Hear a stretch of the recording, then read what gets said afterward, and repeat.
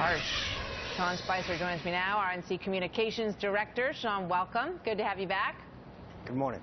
So it seemed like, Mitt Romney's on the top of all the polls, every head-to-head that we see against Hillary Clinton. Obviously, it's very early in the game, but it seemed like a lot of people wanted him to get back in. And then he suggests that he might get back in, and he's getting hammered out there in the press and other places.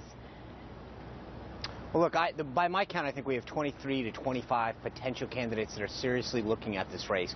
I think each one of them, whether it's Scott Walker, Rand Paul, Jeb Bush, Dr. Ben Carson, Ted Cruz, they're all going to go out and have to articulate, or even Mitt Romney for that matter, go out and articulate why they should be the future standard bearer of our party and lead the country forward. So it's not, at the end of the day, each one of these guys is going to have to make their case as to why that they're going to be the best candidate, not just for the Republican Party, but the best candidate to lead the country as president.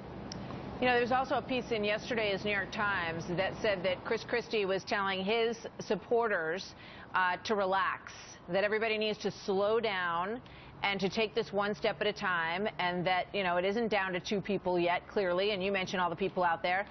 Do you think that that's a wise tack from him at this point? Well, like I said, we've got 23 to 25 really serious people looking at this race. The RNC's job is to be the league, if you will, and let the other teams or candidates, if you will, play their game. So I'm not going to comment on any particular strategy, whether to get in early or late or how to announce or whatever. That's why each one of these guys has got to figure out what's best for them. And then how to play the game, but that's one tactic to take. Sure. I understand. I know where you're coming from, and obviously you want to keep the field very wide. Everybody's welcome to join in, as everybody has said. July is the announced date now, the 18th to the 21st, I believe, in Cleveland, Ohio, will be the Republican National Convention. A month earlier than last time, and 2 months earlier than the time before, right? Why?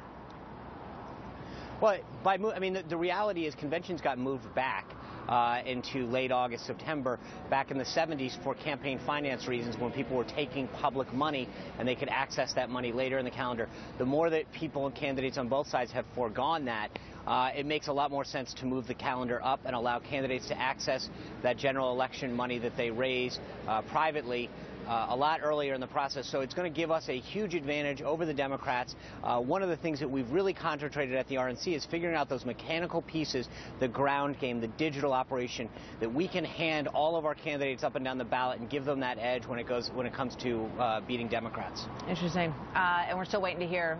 We should point out those dates from the Democrats, not released as of this point. We also have some news that Joni Ernst, the new senator from Iowa, is going to be do the response to the State of the Union address on Tuesday night. What can we expect to hear from her? Well, I think Joni Ernst is going to articulate the same thing she did in her campaign, which is a very positive vision for alternative for the way forward, something that's focused on family, private enterprise, how we can grow solutions that are not government-based. Joni Ernst is a phenomenal pick. You got to commend Speaker Boehner. That couldn't have been better. She represents so much that's going to change in this country with leaders like her that have just emerged in the Senate. So I think you're going to hear a much, much different vision of where this country if Republicans were in charge from Senator Ernst, and you couldn't have picked better than her. Well, looks like you're at a beautiful spot, beautiful day out there in California. Enjoy it, and we'll be watching very closely. We'll see the comments from Mitt Romney later today. Sean, thank you very much. Always good to have you with us. You bet. Thanks, Martha. Maybe take America's